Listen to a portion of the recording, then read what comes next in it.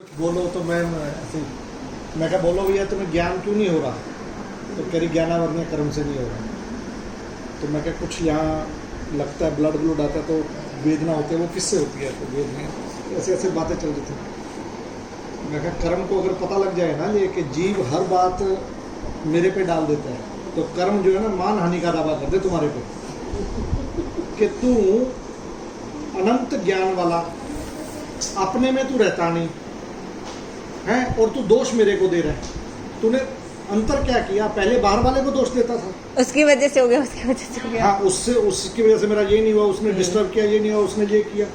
बाहर से हटा तो मेरे पे मैं भी तो बाहर ही हूँ, अब तू मेरे पे दोष देने लग गया। अंतर क्या आया? कोई चोट लगी, ब्लड आया, तो ये उदारिक वर्गना के वर्ण गंध रसस्पर्श में चेंज हुआ है बस। और हुआ क्या है?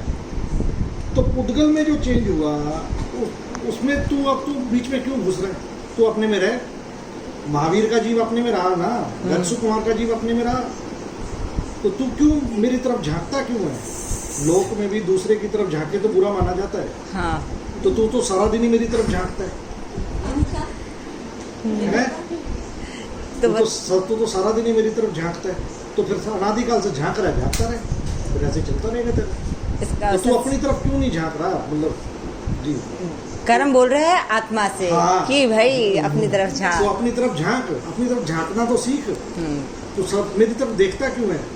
मतलब दूसरे की पति पत्नी की तरफ देखो, लोग में तो चार मारते हैं ना, तो ऐसे ही तू अनादिकाल से भुगत रहा है इसी कारण से। तो मेरी तरफ देख रहा है, अभी नहीं देख। कभी तू मेरे वर्ण गंध रसस्पर्श में चेंज होता है, तो क्यों उसको नाम कभी उद्वर्तन दे देता है, कभी अपवर्तन देता है? क्या लेना देना?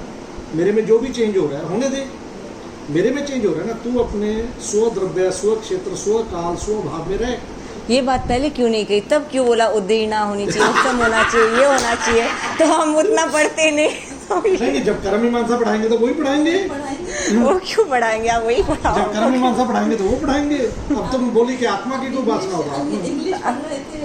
अभी आत्मा सुनाओ, अब कर्म सुन लिया, अब आत्मा।